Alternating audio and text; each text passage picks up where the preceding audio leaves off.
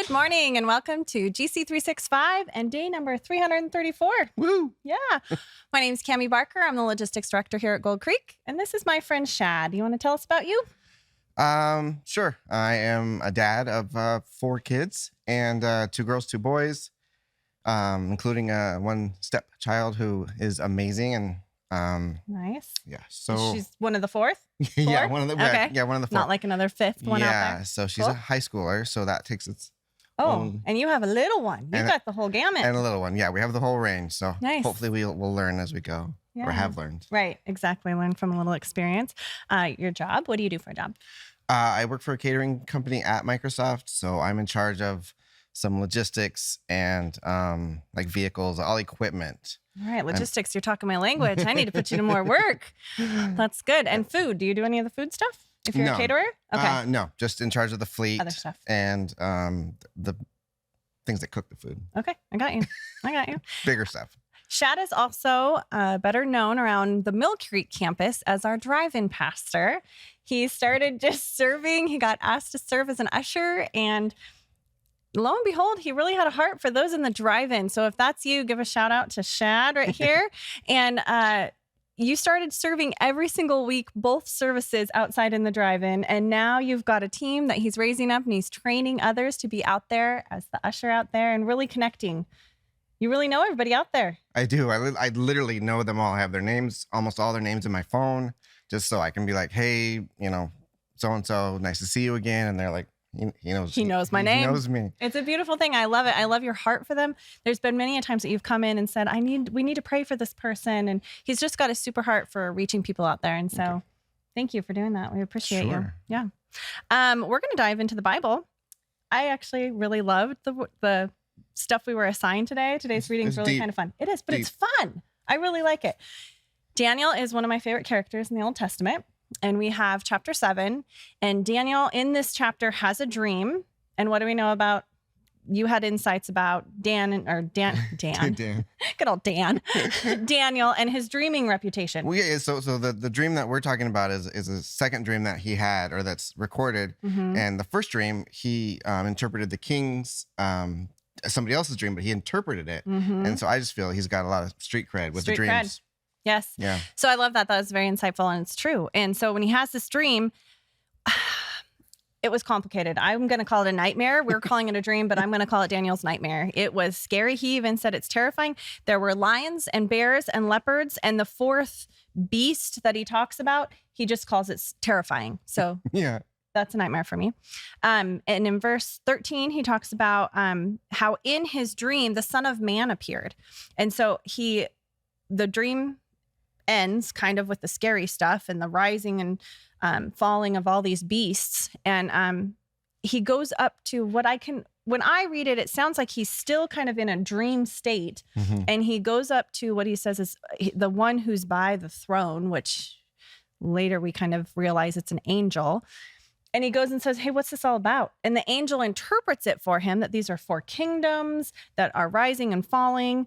And I guess I just really think it's interesting that he went and talked to somebody in his dream. Yeah, he was able to, more like a vision or a dream that he was able to pull himself out of it, but still in it. But still in it. Yeah. I remember when I was little, people used to say, well, look for Jesus in your dreams. And so like stay in your dream state and look for the good. And I think that's really interesting. Cool. I have woke up from a dream and said, I'm going back to sleep and I want to continue having this dream. Do you dream?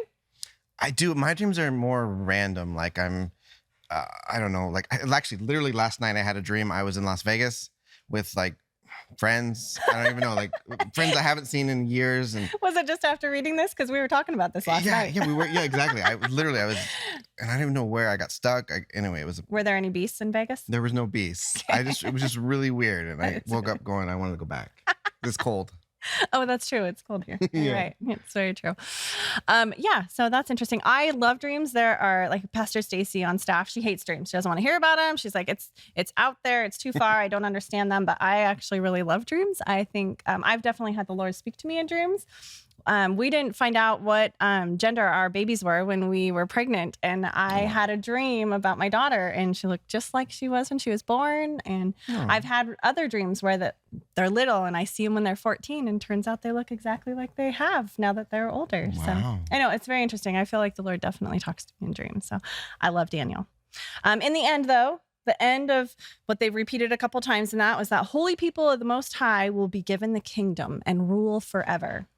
Yeah. Good news. Good news for us. It was really, he was like literally shaken and frightened. The dream was all done and he was still having troubles, but he knows the end. Yeah. The beauty of a lot of these stories is that at least we know how they end. Yeah. Right? Yeah. Okay, let's go to the New Testament. We've got 1 John 1.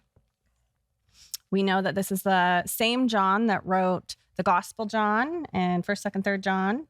So he actually wrote a lot of the New Testament. I mean, considering he's got 4 books there. He saw Jesus. He knew him. He did ministry with Jesus. And then now he's saying, hey, everything we've got for you, the whole purpose of everything we're trying to share with you right now is to share in the full joy of the Lord, to share joy with you. Mm-hmm. I think that's an amazing thing. Good way to see the gospel. And I want to that was in verse 4. And if I open it, it talks about something that I feel like some of these words are kind of churchy, and I just want to kind of get your feel for them. It says, I got to remember where I was. It talks about the darkness. It talks about spiritual darkness. Verse 6. So we are lying if we say we have fellowship with God, but go on living in spiritual darkness. We are not practicing the truth. Okay, so if we say, oh yeah, we know the Lord, but we don't practice the truth, it means we're living in spiritual darkness. What is spiritual darkness? Or what do you think of? I think of like just obviously to me when I first, like the definition of darkness, like the absence of light. So if we're saying that Jesus is the light, like then if there's darkness, then he's not there. And there's areas in your life where you can hide things, you can darkness, and it just leads to things being able to be hidden and then leading to worse things. That's very true, actually. Yes, I agree with you.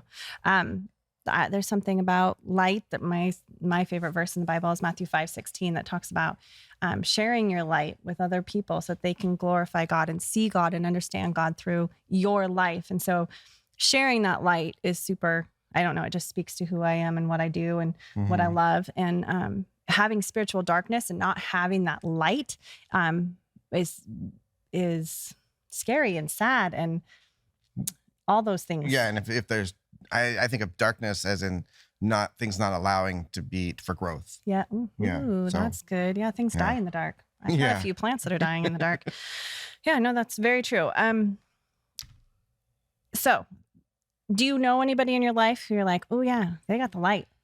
Oh, definitely my parents. They're like amazing. Yeah, they're like, you can just see them and they have like, what a great example. Yeah. Oh, I pray our kids can say that same thing. Make me tear up. No. No, like they just have a natural peace about them. Oh, and if I ever call them and I'm like, hey, this is going on. And they're like, well, did you pray about it? Like, no. What a great So reminder. anyway, they're a really good example of what it's like to, I feel like they have like a direct line straight to God. That is beautiful. It's really good. Oh, very cool. I want to meet your parents. Sure. I love it. Okay, so let's go on to, this kind of ties into our Psalms reading, which I love when the Lord does this and kind of like solidifies everything with a little theme for the day. Yeah. It's pretty cool that we have it throughout Old Testament, New Testament. But in Psalms 119, I just want to say that if you're having a bad day, and we all have these days where you're like, I don't even know what to pray, I'm going to tell you to turn to Psalms 119 because they've got a lot of good prayer in there. Specifically, I'm going to go to verse 171. It says, let praise flow from my lips, for you have taught me your decrees. Let my tongue sing about your words, for all your commands are right. It just makes me want to sing, right? You just want to kind of, those are beautiful words to the Lord. And I just love the whole thing. It goes on. I've got a whole lot of highlights going on here. So I love this prayer that he's speaking. But again, he's saying that it talks about the light. Sorry, I just lost my place. Nope, that's it.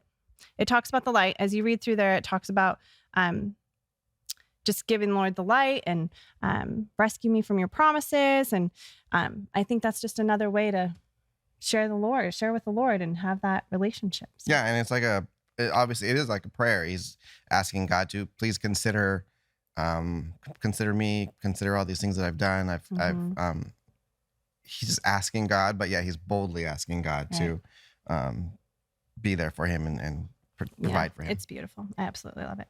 Okay, so then we're going to go on to Proverbs, and it's a very simple one. We're going to give a shout out to Jacob, our audio video guy, and he's saying that these are truth bombs. Proverbs is truth bombs. So I love that. And it's true in here. It says in verse 23 of Proverbs 28, in the end, people appreciate honest criticism far more than flattery.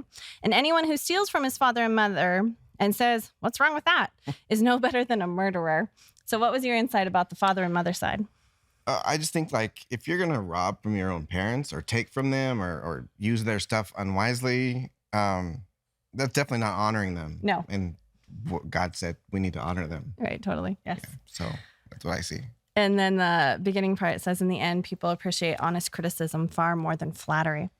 Do you like criticism? No, not really. I prefer like nice flattery. Nice flattery. Or just like honest, nice things, not honest, negative things. Yeah. Usually my first reaction to criticism is not good, and then I'll settle down a little bit. Yeah. And realize, they're probably right. Yeah. Well, that's good. That's nice.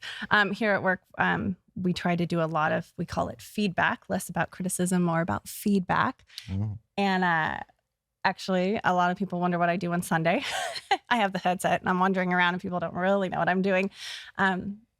I'm sitting there listening to different speakers, Dan, worship, and then I travel around to the other ministries and I listen to what they're saying. And I give cues like, nope, that joke didn't actually land very good. Or no, nobody laughed at that. Or yeah, actually, that was a good one. Everyone laughed. Or even, the deeper level is did that scripture make sense with what the story was that I was sharing? And do you think people understood what I was trying to explain? And just those kind of things. I do try to, try to look at the whole experience and try to help people be able to stay focused on the speaker and the worship and not have any distractions. So there's that side of it, but there's also are they enjoying the experience of coming to church and worshiping and being able to really learn from what we're trying to teach?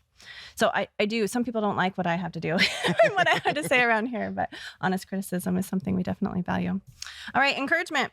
I like to end with a little encouragement. And I guess what we want to say to you is let your light shine. Yes. Follow Psalms and say some prayers and just let your light shine to people that you meet today. Shad, I appreciate you. Sure. Thank you for everything that you're doing around here. Yeah, it's fun. I get to be here for both services and I get to, I'm outside and listening to both. At the Mill Creek campus, right? Creek, yes. Yeah, sorry, Mill Creek campus. And I don't know, I just really appreciate the staff here and all the people I'm getting to meet. And it's blessing me as well as trying to be a blessing to others. Yes, you definitely are shedding that light. So have a great day. Thank you for joining us. Thank you.